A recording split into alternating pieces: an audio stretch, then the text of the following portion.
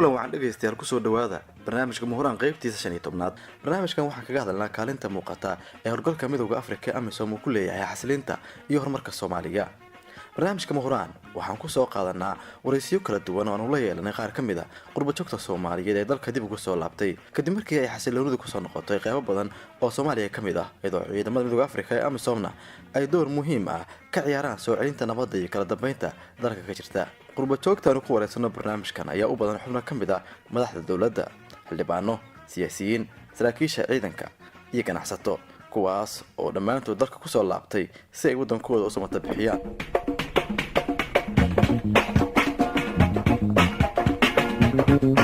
qaybta hore barnaamijka waxaa marti inoogu ah Ifraax Axmed oo aasaastay hay'adda Ifraax Foundation oo la dagaalanta gudniinka fircooniga ah horena la taliyay dhanka jinsiga ah ugu soo noqotay رئيس الوزراء هوري دلك عمر عبد الرشيد waxaan marka hore weydiiyay xilligii ay dalka ka tagtay.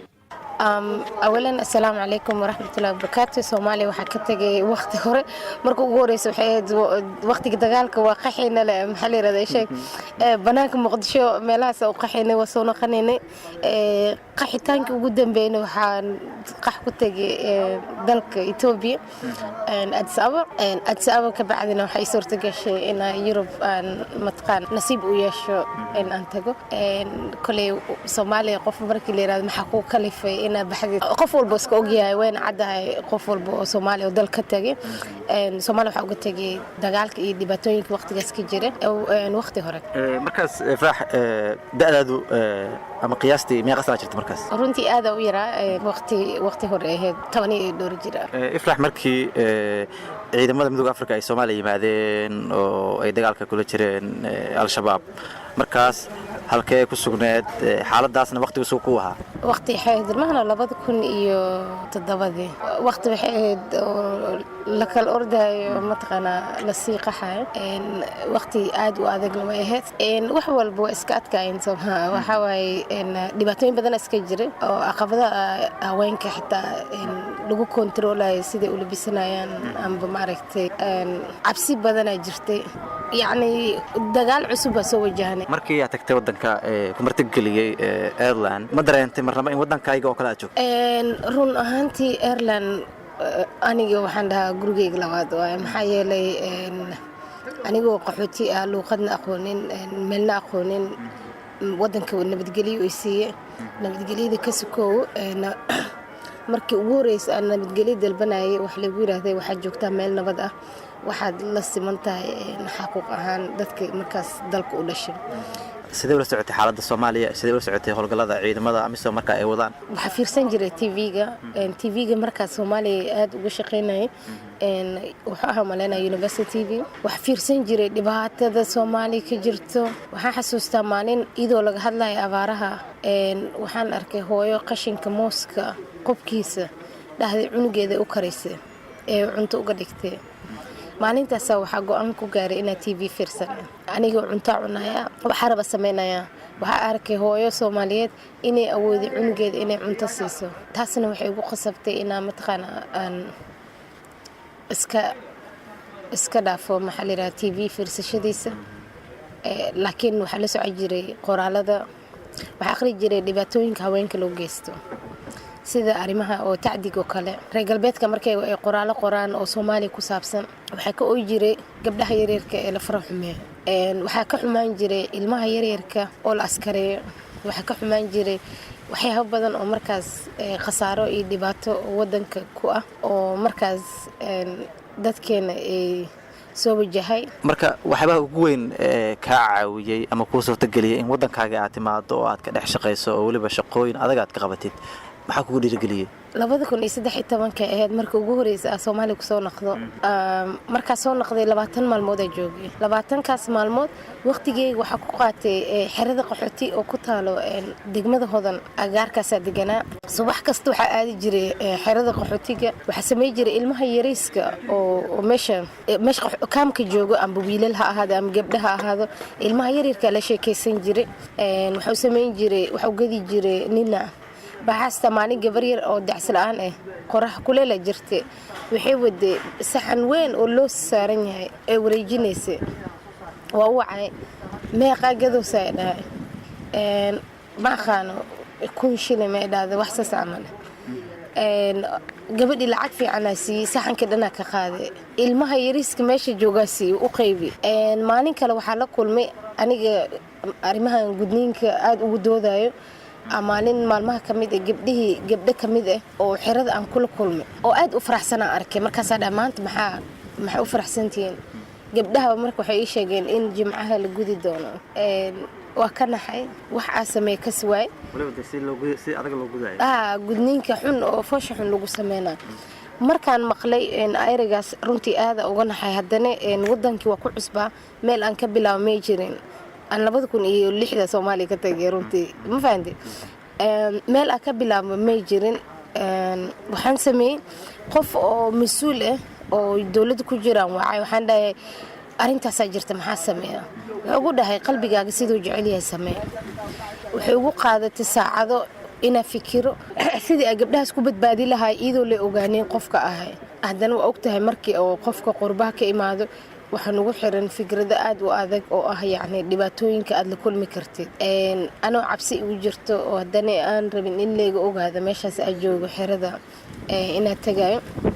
waxaa sameeyey fikirkii wuxuu ugu dhaliyay inaa familka gabdhaha ee qoyska dhale inaa lacag siiyo laakiin lacagtaas markaa siinayo ee naqato in aan la gudin gabdhahaas ayagana ay go-aan ku gaaraan in gabdhaha ayna taabanin adiga familkii lacagta $100 intay tahay weydiiyey markii la sheegay $2 milyan waxaa dhahay lacag badan marka waxaa dhahay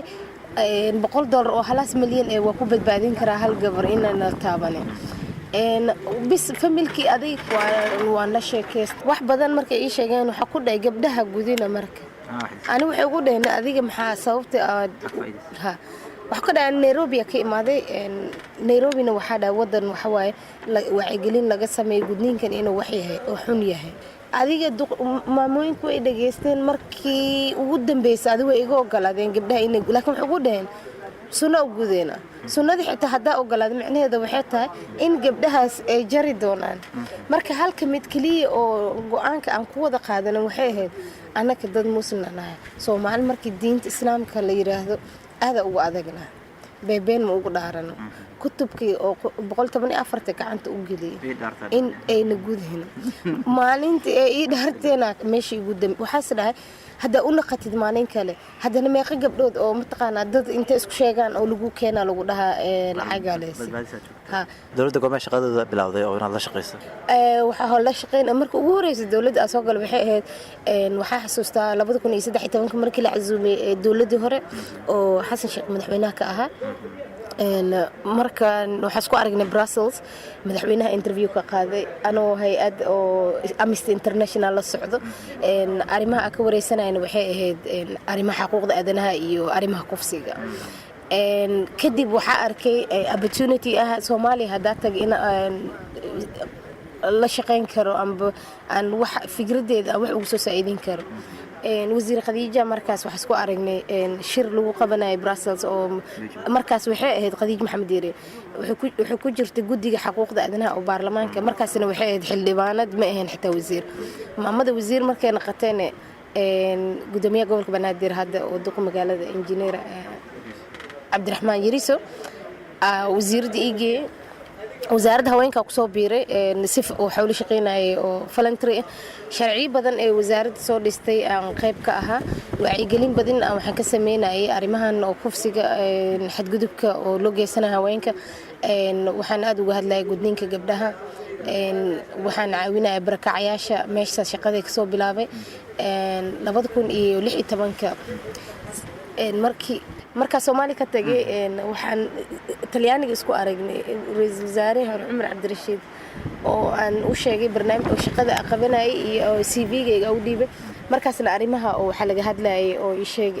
women political participation-ka ka qaybgalka siyaasadda haweenka Umar wuxuu yiraahday waxaan rabaa in maadaama dawladda ay tahay in ay ka qayb qaataan sidii ay haweenka dhiirigelin ugu sameeyaan lahayn inay siyaasadda ka qayb galaan waxaan rabaa in aad mataqaana xafiiskay ku soo biirtid asoo markaas gender advisor oo xafiiska ra'iisul wasaaraha iyo magaca sidii kusoo noqday shaqadii kusii watay. misladaha ciidamada midowga Afrika joogitaankooda Soomaaliya ammaan waa u yahay sidoo kalena wuu ka caawin karaa in xal waara wadankan laga gaaro xaaladiisa. horta run ahaantii waxa waaye African Union wax badan Soomaaliya way soo taageertay oo maanta haday joogi laheen waxa laga yaabaa waxyaabo badan inay naga noo suurtageli laheen. ciidamada AMISOM waxay leeyihiin waqti ay ku egyihiin Soomaaliyana hadda kulay waxa rajeynaa in ay maaragtay ciidamadooda ayaga ay dhisaan intii aan mataqaana qabiil ku fikireyno ma umaleynaa Soomaaliya inay nabad oo mataqaana oo xaq amni ina helayno. midowga Afrika wuxuu ku dhawaaqay Soomaaliya inay ka bixi doonaan. Farax mislada hadda markaad xaaladda qiimeyso ciidamada hadda Soomaaliya awood way u yeelan karaan inay ammaanka wadankooda ay la wareegaan. maalin kasta waxaa maqalnaa nin dharka uniform ka xiran ciidanka dharkiisa qof dilay. maalin walba waxaa maqalnaa askari ka tirsan dawladda wax dilay. haddii oo mataqaana ciidankii ay shacabka ay amaankooda dhoori karin sidee u dhoorayaan ammaanka dalkan. hadda Soomaaliya diyaar ma u ahan inay mataqaana ay amniga Soomaaliya ay dhisaan. Soomaaliya waqti u baahan tahay. saashu dambeys marka riyadaada maxay tahay maxaa leedahay Soomaaliya way noqon kartaa mustaqbalka ay ku dambeyn kartaa. Soomaaliya waa dal oo qani ah wax walba haysta. Soomaaliya waxay u baahan tahay oo kaliya shacabka inay dawladda la shaqeyso. haddii ay shacabka ay mataqaana ay dawladda aaminaan oo la isla wada shaqeeyo ani waxaan aaminsanahay horumar aad u fiican gaarina. waa hagaag taasina waxay ahayd Ifraax Axmed oo nooga waramaysay sida ay ugu dhiiratay in dalka ay dib ugu soo laabato oo ay ka qayb qaadato dhismaha iyo xasilinta dalka.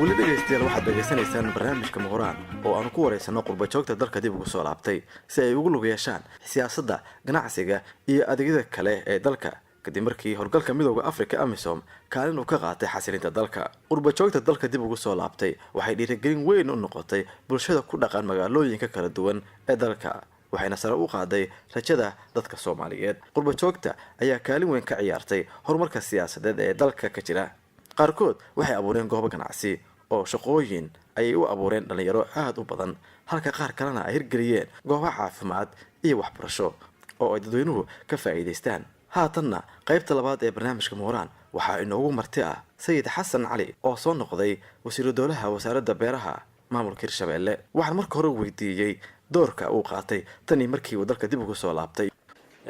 aad iyo aad u mahadsan tahay saaxiibkay. horta dee Soomaaliya in laga tago oo aniga iyo dad badan oo lamidaba ay ka tagaan waxa kalifay waa uun amni darrada. waxaan dareensanahay wixii ka dambeeyay 1990kii iyo wixii haddeer u dhaxeeyay 2018 aan ku jirno xaaladaha siyaasadda Soomaaliya waa isbedel banaayeen. marka waxa kalifay uun haddii aan soo koobo waxay tahay amni darro. amni darro kaliftay in Soomaaliya ka tago. waddanka qurbaha markaan tagana dabcan waa kulba oon waa lagu nastay aan dhihi karaa inkastoo aanan waddankii hooyo wax noo guda aysan jirin haddana waa lagu nastaan dhihi karaa. markii aad xildhibaanka Soomaaliya ka tagaysay goormay ahayd? waxay ahaaday 2005tii ayay ahayd markaan Soomaaliya ka tagay. marka 2005tiina waa dareemi kartaa magaalada Muqdisho ruux degan iyo dhibta ka jirtay waa dareemi kartaa. taas xilligaas ay ahayd 2005tii ahayd. wasiir markii AMISOM ay Soomaaliya imaanayeen halkeed ku sugneed? waddanka dibadiisaan jiray Norway aan ku sugnaa markii Soomaaliya AMISOM imaanayeen. marka waan faraxnay xilligaasoo maadaama dhibaatadii shabaabku ay nagu hayeen dad walaalaha inoo noo soo gurmiday ay yihiin saa darteed ayaan waxaan ku sheegaa